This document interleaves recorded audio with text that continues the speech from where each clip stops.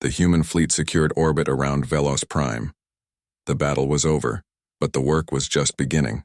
Medical shuttles moved between ships, transferring the wounded to vessels with working medical facilities. Engineering teams began emergency repairs on damaged ships. Recovery crews searched for survivors floating in escape pods. Commander Tae-min returned to his homeworld with the Velrin refugee fleet. When his shuttle entered the atmosphere, he saw the damage. Cities were burning. Orbital defense stations were destroyed. Millions had died. But his world still stood. His people still lived, because the humans had come. He landed at what remained of the capital city and walked through the ruins. Velrin civilians emerged from shelters, looking up at the sky where human ships now orbited instead of Krull warships. Children pointed at the human fighters flying protective patrols. Adults wept with relief. An old Velrin woman approached Tae-min. She grabbed his hands and asked, "Is it truly over? Are we safe?" Tae-min felt tears in his eyes. Yes, the humans saved us. The Krull are gone. On the Indomitable, Captain Minho walked through the damaged sections of his ship. The explosion had torn through 4 decks. 347 of his crew were dead. Over 600 were wounded. He visited each wounded crew member in the medical bay, thanking them personally for their service. Dr. Jiwon had not slept in 36 hours. She had performed surgery after surgery, saved life after life. But she had also lost patients. Good people who she could not save. She stood in the medical bay looking at the rows of beds filled with wounded and felt the weight of it all. Captain Minho found her there. "Doctor, you should rest," Jiwon shook her head. "There is still work to do. The work will be there after you sleep. You have done everything you can. You saved hundreds of lives. You cannot save everyone." Jiwon finally allowed herself to feel the exhaustion. "I know, but I wanted to." In the fighter bay, Lieutenant Hana stood in front of empty landing spots. 13 pilots had not returned from the first battle. Another 7 had died in the main engagement. 20 of her pilots gone. She knew all their names, remembered all their faces. Doyen found her there. His arm was in a sling from a crash landing, but he was alive. "We did it, Hana, we won." Hana looked at him. "At what cost? 20 pilots dead, 20 families who will never see their loved ones again, 20 empty chairs at 20 dinner tables." Doyen's smile faded. "I know, but we saved millions of Velrin." "Does that not count for something?" "It counts for everything," Hana said quietly. "But it does not make the loss hurt less." 3 days after the battle, the Galactic Council convened again. This time, the atmosphere was completely different. News of the human victory had spread across the galaxy at light speed. The supposedly invincible Krull Dominion had been defeated, driven from Velrin space with massive losses. Ambassador Ji-ho entered the council chamber and found that everything had changed. Representatives who had mocked humanity now stood to applaud as he entered. The Torvan delegate who had laughed at Earth's offer now approached with a formal request for a meeting to discuss mutual defense agreements. "Ambassador Ji-ho," the Torvan said, his blue scales seeming to pale slightly. "The Torvan Republic wishes to express its deepest respect for humanity's courage and military capability. We would be honored to discuss potential alliance arrangements." Ji-ho looked at him without expression. Where was this respect when the Velrin were dying? Where was this honor when they begged for help and you all refused? The Torvan had no answer. None of them did. Dr. Soman was asked to brief the council on human military capabilities. She stood at the speaker's platform and explained, in careful detail, how humanity had defeated the Krull. She talked about kinetic weapons, electronic warfare, tactical flexibility, and centuries of military doctrine refined through constant warfare. The galactic representatives listened with a mixture of fascination and fear. They began to understand that humanity was not just lucky. They were fundamentally different from the peaceful species that made up most of the council. Humans specialized in warfare in ways that other species simply could not match. The Krull Dominion sent an envoy requesting peace negotiations. For the first time in their history, the Krull were willing to discuss borders and treaties. The specter of another encounter with Earth's deadliest fleet had made them reconsider their expansionist policies. On Velos Prime, the Velrin government organized a ceremony to honor the human fleet. Millions of Velrin gathered in what remained of their capital city. Giant screens showed the ceremony to those who could not attend in person. Admiral Yoon stood on a platform with his senior officers. Commander Taemin approached carrying a crystal memorial. The crystal contained the names of every Velrun who had been saved by the human intervention. There were millions of names inscribed in the crystal in letters so small they could only be read with magnification. "Admiral Yoon," Taemin said, his voice breaking with emotion, "on behalf of the Velrun Commonwealth, I present you with this memorial. It contains the names of every person your fleet saved. Millions of lives that would have been lost. We will never forget what you did for us." Yoon accepted the crystal with dignity. "We did what was right. When someone calls for help, Earth answers. That is who we are." The Velrun people cheered. It was a sound of gratitude, relief, and hope. Captain Minho received a similar memorial crystal for the Indomitable. He promised to display it in the ship's memorial hall, alongside the names of the crew members who had died in the battle. The saved and the fallen, remembered together. Lieutenant Hana and her surviving pilots received medals from the Velrun Sky Guard, the highest honor the Velrun could give to warriors. Doyen joked that getting wounded had made the ceremony more dramatic. No one laughed, but everyone smiled. They had earned their rest. The human fleet began the long journey back to Earth. Ships limped along in formation, some under tow from support vessels. The Indomitable made it home under its own power, but just barely. All the way home, crew members held memorial services for the fallen. Dr. Jiwon compiled the final casualty report. 5,847 dead across the fleet. Over 9,000 wounded. 12 ships destroyed, 39 damaged. For a victory, the numbers were sobering, but everyone knew they had gotten off lightly compared to what could have happened. Chaplain Kyung conducted services for the dead during the return journey. Bodies were committed to space in the old naval tradition, each wrapped in their national flag.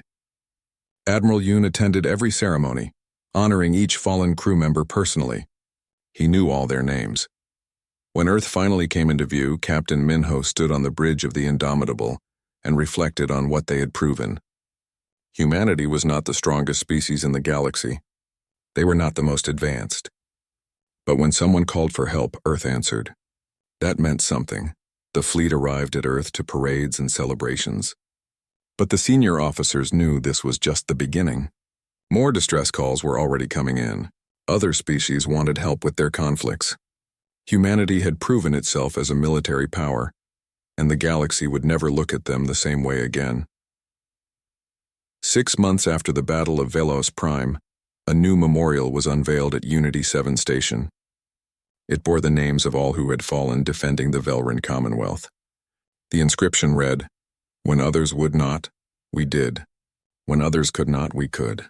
This is humanity's burden and humanity's honor." Lieutenant Hana, now promoted to squadron commander, gave a speech at the dedication. She spoke of the pilots who had not come home. She spoke of the civilians they had saved. She ended with a simple promise. We will remember them and we will answer the call again. Because that was what humanity did. When someone called for help, Earth's deadliest fleet responded. Always. The Krull Armada was terrifying to see. 250 warships arranged in perfect formation, a wall of metal and weapons that stretched across space.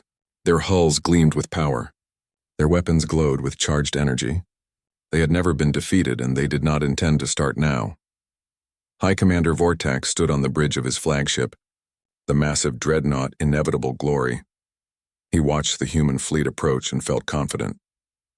Yes, the humans had destroyed his advanced squadron, but that had been a small force unprepared for human tactics. This time would be different. Deploy all weapons, he ordered. Create overlapping fields of fire. Nothing will get through. When they enter range, destroy them all. The Krull ships activated their weapon systems. Plasma artillery charged. Antimatter torpedoes loaded into launch tubes. Graviton beams powered up. The space around the Krull fleet became a death zone, filled with enough firepower to vaporize a small moon. On the Thunderchild, Admiral Yoon studied the enemy formation. His tactical officer was right. This was suicide. The Krull had created a perfect defensive wall. Any ship that approached directly would be destroyed instantly. But Yoon had not survived 3 wars by being predictable. All ships, execute Plan Theta, he ordered. Split into attack groups and begin dispersal pattern. Make them choose their targets. The human fleet suddenly broke apart. Instead of one large formation, it became 12 smaller groups, each moving in different directions. Some went high, some went low, some went wide to the flanks. The groups began a complex weaving approach pattern that made them hard to target. The Krull concentrated fire on the nearest group, hammering it with everything they had, but by the time their weapons fired, the human ships had already moved. The plasma and antimatter missed, striking empty space. Vortax felt the first touch of uncertainty. These humans did not fight like any enemy he had encountered. They moved too fast, changed direction too quickly. His fleet was powerful, but it was also slow and rigid. All ships adjust targeting computers for maximum tracking speed, he ordered. But the humans were already launching their next surprise. From 4 of the battle carriers, fighter craft poured out. Not dozens this time. Hundreds. Every fighter the human fleet had was now in space, screaming toward the Krull formation. Lieutenant Hana led the first attack wave. Her squadron had been reinforced to 30 fighters. Behind her came wave after wave of human pilots, all carrying special weapons. "All squadrons, this is Hawk Leader," she transmitted. "Release EMP missiles on my mark. 3, 2, 1, mark!" 200 fighters released their missiles simultaneously. The electronic pulse weapons raced toward the Krull fleet. And before the Krull could react, they detonated. The electromagnetic pulse washed over the front third of the Krull fleet, like an invisible wave. Shields flickered and died. Targeting systems went offline. Communications jammed. Weapons lost power. For 90 seconds, the front line of the Krull armada was blind and defenseless. That was when the human capital ship struck. Admiral Yoon's timing was perfect. The moment the EMP wave hit, every human ship fired at once. Railgun rounds, missiles, and mass drivers all focused on the disrupted Krull vessels. Without shields, without working defense systems, the Krull ships were helpless. The Krull formation began to collapse. Ships collided as they maneuvered blind. Friendly fire incidents occurred as confused crews fired at anything that moved. The disciplined armada became a confused mass of ships firing in all directions. On the Indomitable, Captain Minho watched the chaos with satisfaction. But his ship was not untouched. A Krull antimatter torpedo had slipped through their defense and struck decks 7 through 12. The explosion had killed over 300 crew members instantly. "Damage report," Minho shouted over the alarms. "Hull breach on multiple decks. Fire in Section 7. Life support failing in affected areas. Casualties estimated at 300 killed, 600 wounded." Minho felt the weight of those numbers, but he could not stop to mourn. Not yet. Seal the damaged sections. Reroute all power to weapons and engines. We stay in this fight. In the medical bay, Dr. Jiwan worked with mechanical efficiency. The wounded kept coming. Burns, broken bones, decompression injuries, radiation exposure. Her staff worked frantically, saving who they could, making the terrible decisions about who would live and who would die. Chaplain Kyung moved among the dying, offering comfort. He held hands, spoke soft words, gave what peace he could in the chaos. War was not glorious, he thought. War was horror and pain and loss. Lieutenant Hana's squadron had released their EMPs and were now engaging Krull ships directly. She targeted a cruiser's weapons array and fired her autocannon. Explosions rippled across the enemy ship's hull. "Hawk 2, watch your 6, she shouted. Doyen's fighter jinked hard as plasma fire streaked past. "Thanks, lead." "That was close." But not everyone was so lucky. Hana watched as one of her pilots took a direct hit from a Krull point defense system. The fighter simply vanished in a ball of fire. Then another. Then another. The casualties were mounting. "All squadrons break off and reform," she ordered. "We have done our job. Let the big ships finish it." The fighters retreated while the human capital ships continued their assault. The Krull fleet was in complete disarray now. Their formation was shattered. Their command structure was disrupted. Ships that had never known defeat were burning and dying. High Commander Vortax realized with growing horror that he was losing. His fleet, the pride of the Krull Dominion, was being destroyed by an inferior force. It was impossible. It was unthinkable. But it was happening. "All ships concentrate fire on the human flagship," he ordered desperately. "Destroy their command ship." Every working Krull weapon that could reach the Thunderchild fired at once. The human dreadnought was hammered by plasma fire, antimatter torpedoes, and graviton beams. Its shields collapsed. Its armor began to fail, but it did not break. Admiral Yoon felt his ship shudder under the assault. Sparks flew from damaged consoles. The lights flickered. But the Thunderchild was built tough, designed to take punishment. It survived. "Return fire," Yoon ordered calmly. Target their flagship. Every human ship that had a clear shot fired at the inevitable glory. Railgun rounds punched through its weakened shields. Missiles struck its hull. Mass driver slugs tore into its superstructure.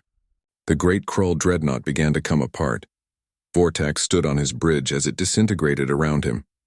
He refused to abandon ship. He had failed. His fleet had failed. Honor demanded that he die with his vessel.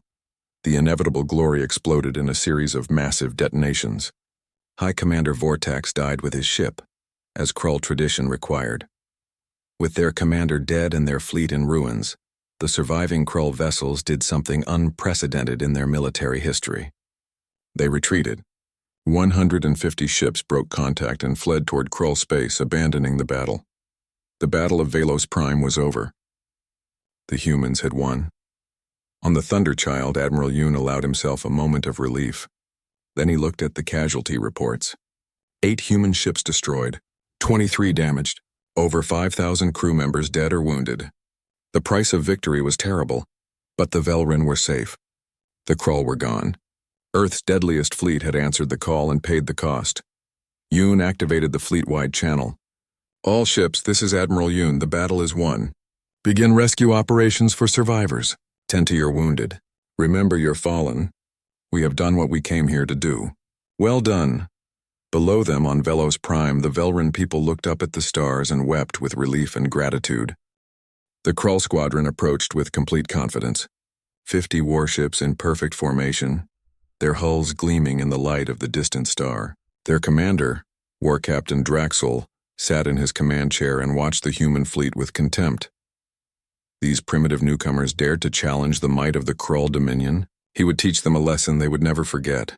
All ships open fire at maximum range, Draxel ordered. Destroy them quickly. The Krull ships fired their plasma lances. Brilliant beams of superheated energy crossed the distance between the fleets in seconds. The weapons were designed to overwhelm shields and vaporize hulls. They had never failed before. The plasma hit the human ships. Their shields flickered and collapsed just as expected. But then something unexpected happened. The plasma struck the armor beneath the shields, and the human ships did not explode. The armor absorbed the energy, scattered it, dispersed it. The ships were scorched and scarred, but they kept coming. On the bridge of the Thunderchild, Admiral Yoon watched the damage reports. Minor hull damage across the fleet. All ships remain combat effective, close to effective range and return fire. The human fleet accelerated directly into the Krull formation. The Krull fired again and again, but the human ships kept coming, their thick armor protecting them from the worst of the damage. When the range closed to 10,000 kilometers, the humans opened fire. The sound was different. Not the clean hum of energy weapons, but the brutal thunder of mass drivers and railguns. Solid projectiles, chunks of metal accelerated to incredible speeds, launched from every human ship at once. The Krull shields tried to stop them. Energy barriers flickered and strained. But the shields were designed for energy weapons, not solid matter. The projectiles punched through like bullets through paper. War Captain Draxel watched in horror as his flagship shuddered under the impact. The kinetic rounds tore through the hull, ripping into internal systems. Secondary explosions rippled through the ship as the projectiles fragmented inside, shredding everything in their path. Damage report, he shouted. Shields failed to stop the projectiles. Hull breaches on decks 7, 8, and 9. Weapon System 3 is offline. Engineering is not responding. Across the Krull line, the same scene repeated. Ships that had never known defeat were being torn apart by weapons the galaxy had abandoned as primitive centuries ago. But there was nothing primitive about a 100-kilogram slug of tungsten, traveling at 10% the speed of light. Captain Minho watched from the Indomitable as the Krull formation began to break apart. Launch fighters. All squadrons engage enemy capital ships. Target their weapons and engines. The Indomitable's hangar bays opened.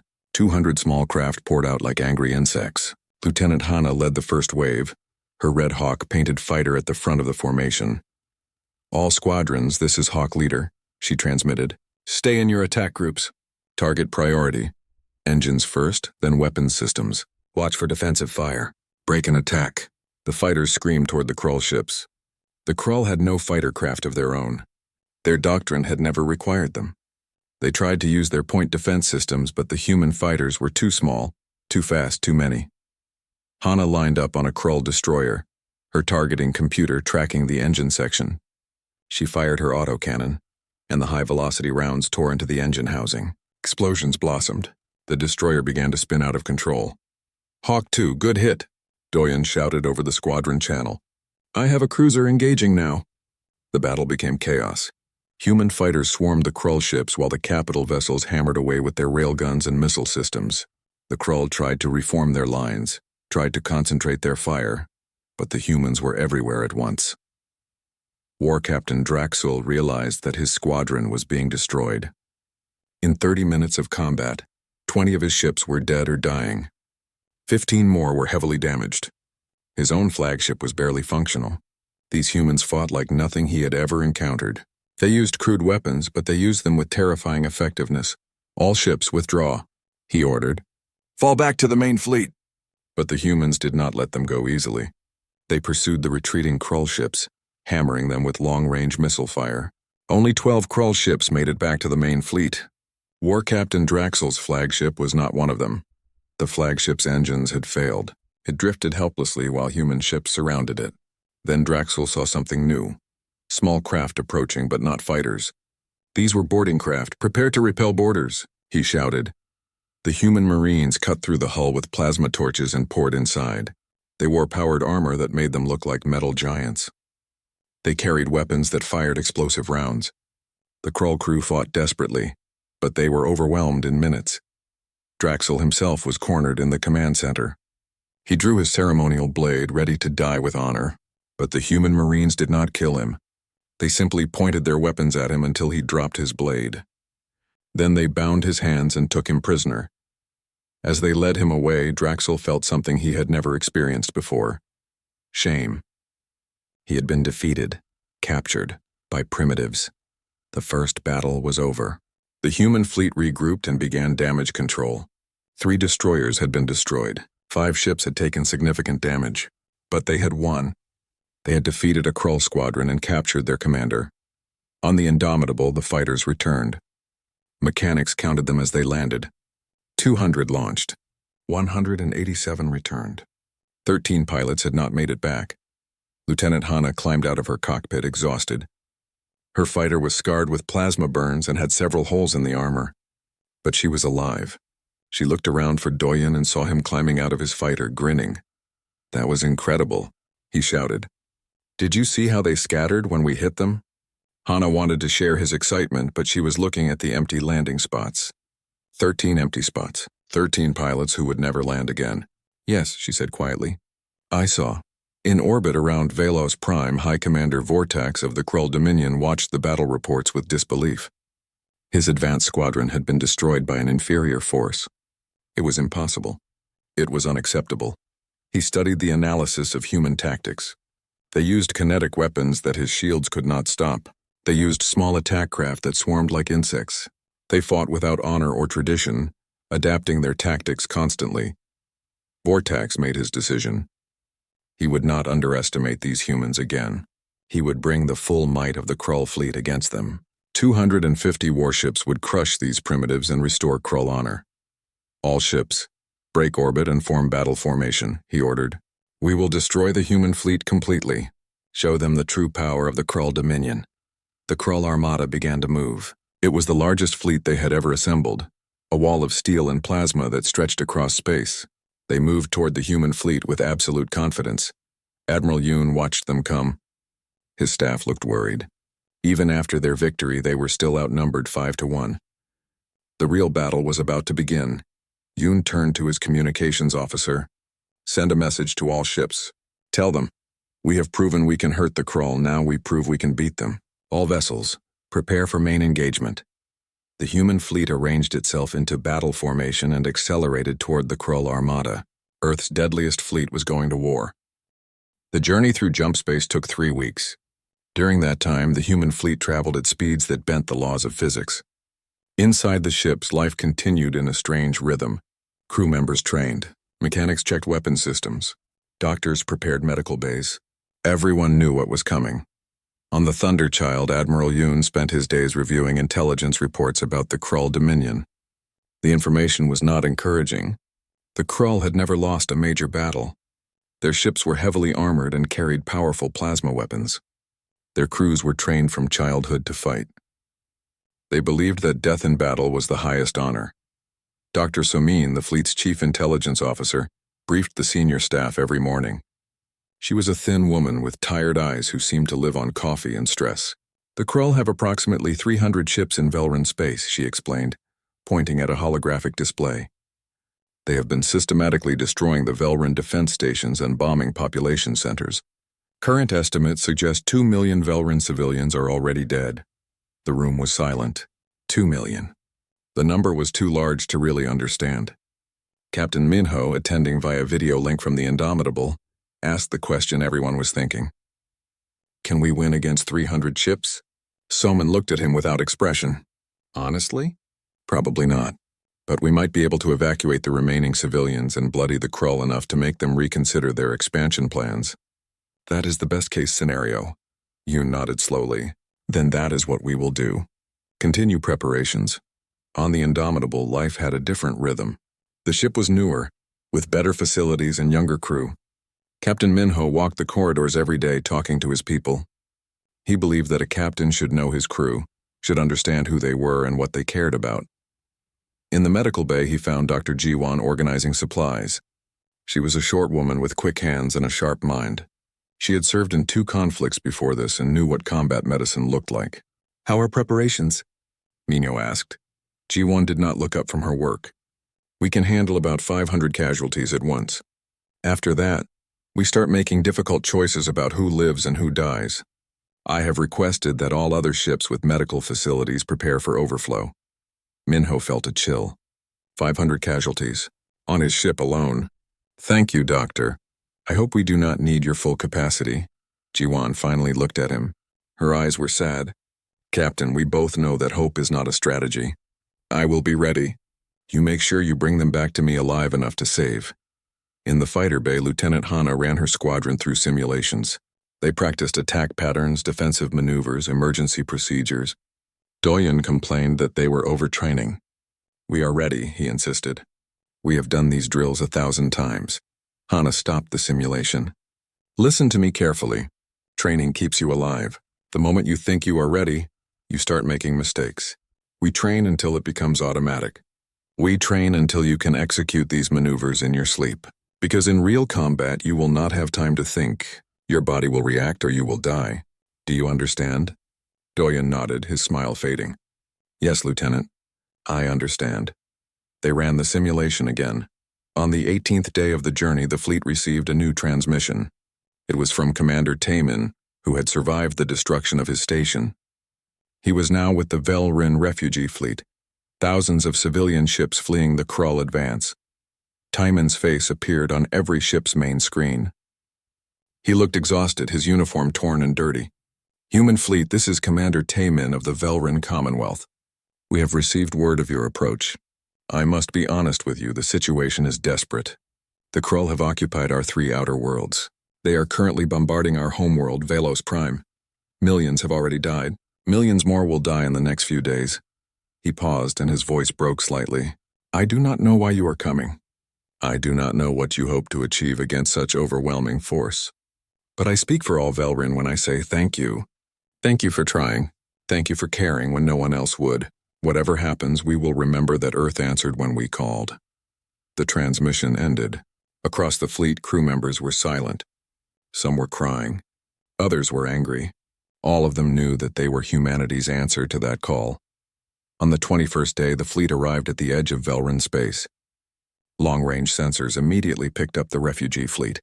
Thousands of ships, from small personal craft to large cargo haulers, all packed with civilians fleeing the destruction. Admiral Yoon ordered the fleet to make contact. Taemin's ship, a small defense cutter barely holding together, approached the Thunderchild. When Taemin saw the human fleet through his view screen, he gasped. The human ships looked nothing like galactic vessels. Where most ships were smooth and elegant, human ships were angular and brutal. They were covered in armor plating, weapon ports, and sensor arrays. They looked like they were designed for one purpose: war. Admiral Yoon, Taemin said through the translator, your ships, they are so different from anything I have seen. Yoon appeared on Taemin's screen. Commander Taemin, We are here to help. First priority, evacuate all remaining civilians from the combat zone. Second priority, engage the Krull fleet and drive them out of your space. Can you guide us to safe evacuation routes? Taman felt a surge of hope, quickly followed by fear. Admiral, I must warn you. The Krull have over 300 warships at Velos Prime. Your fleet is much smaller. This could be suicide. Yoon's expression did not change. We are aware of the odds, Commander. We came anyway. Now those evacuation routes? For the next 6 hours, the human fleet escorted the Velran refugees away from the combat zone. The humans established a safe perimeter and left 3 destroyers to protect the civilians. The rest of the fleet turned toward Velos Prime. As they approached the Velran homeworld, sensors picked up the Krull fleet. 317 ships in total, arranged in orbit around the planet. Some were firing on the surface. Others were standing guard. It was the largest concentration of military force that humanity had ever faced. On the bridge of the Thunderchild, the tactical officer read out the numbers. 317 confirmed contacts. Multiple ship classes. Estimate total firepower at 15 times our capacity. Admiral Yoon stood at the command station, hands behind his back, staring at the display. Around him, his bridge crew waited for orders. The silence stretched for a long moment. Finally, Yoon spoke. Send a message to the Krull fleet. Tell them this. You are hereby ordered to cease hostilities and withdraw from Velran space immediately. If you do not comply, we will use force. You have 1 hour to respond. The communications officer looked shocked. Sir, they outnumber us 3-1. They will not take that seriously. Yoon smiled, and it was not a pleasant smile. I know, but I want it on record that we gave them a chance. Send the message. 67 minutes later, the Krull response arrived. It was not a message. It was 50 warships breaking orbit and accelerating toward the human fleet, weapons powering up. Admiral Yoon watched them come. All ships, this is Admiral Yoon. We are not here to negotiate or posture. We are here to fight. Show them what Earth's deadliest fleet can do. All vessels, weapons free. Engage at will. The human fleet accelerated toward the enemy.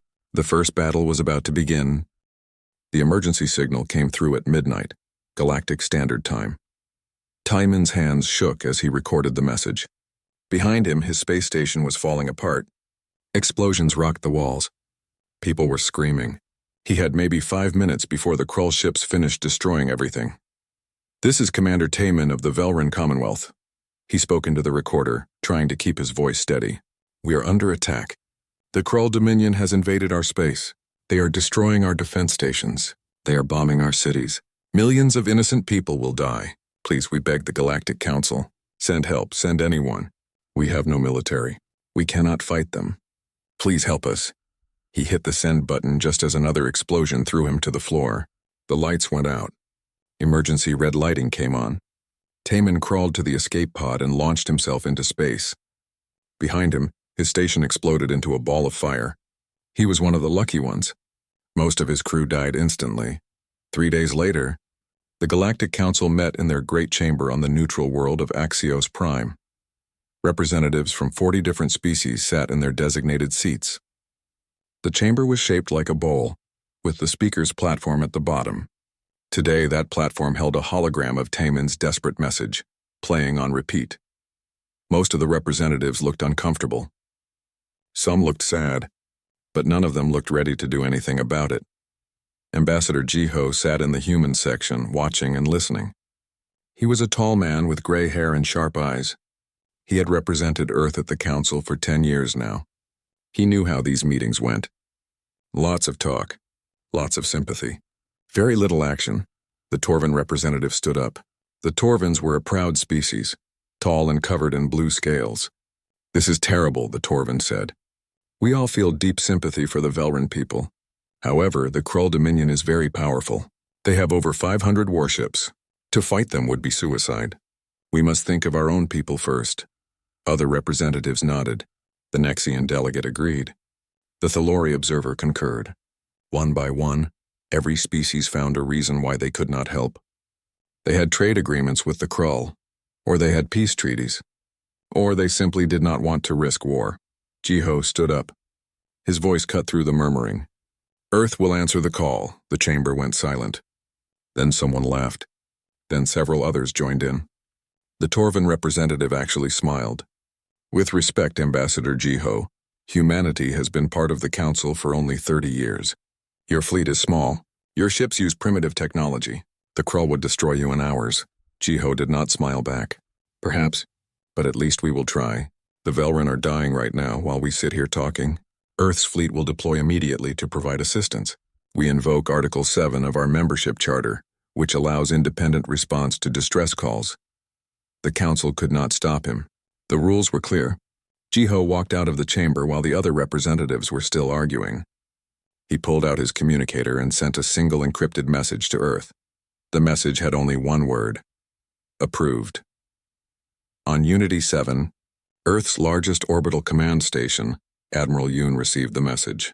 He was a short, stocky man with a scarred face and cold eyes. He had fought in 3 wars before humanity reached the stars.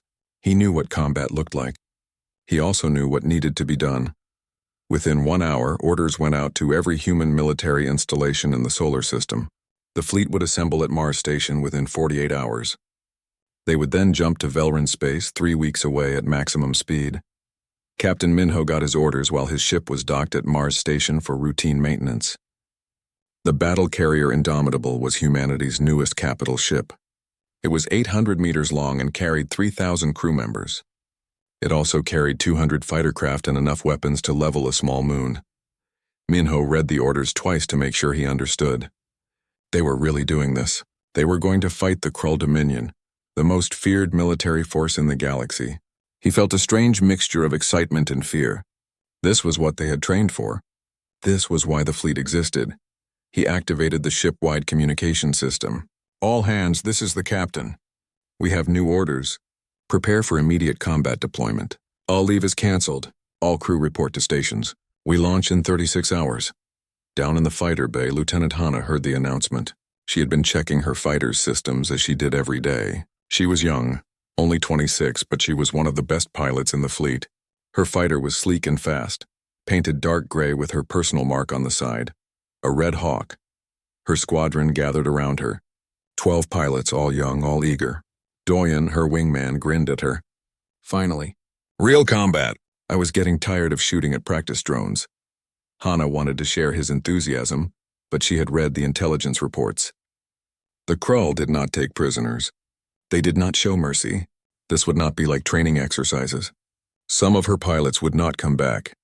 She did not know which ones yet. She hoped it would not be Doyen. He was too young, too full of life. Listen up, she told her squadron. This is not a game. We are going into real combat against a real enemy. Follow orders. Stay in formation.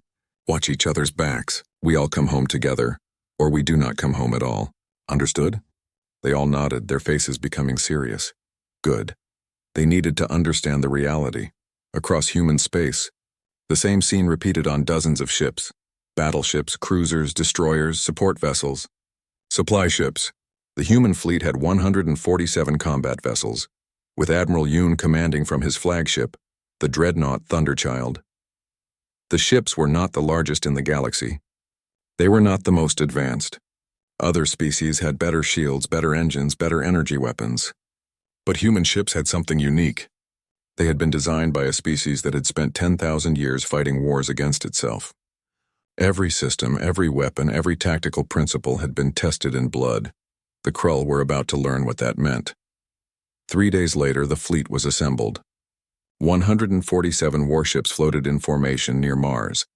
It was the largest military force humanity had ever gathered. From the bridge of the Thunderchild, Admiral Yoon looked at the fleet and felt a moment of pride. These were his people, his ships, his warriors. He thought about the Velrin people dying while the galaxy watched and did nothing. He thought about the Krull, so confident in their power that they believed no one would dare challenge them. He thought about Earth, the small blue world that had always been ready to fight when others would not. Yoon activated the fleet-wide channel.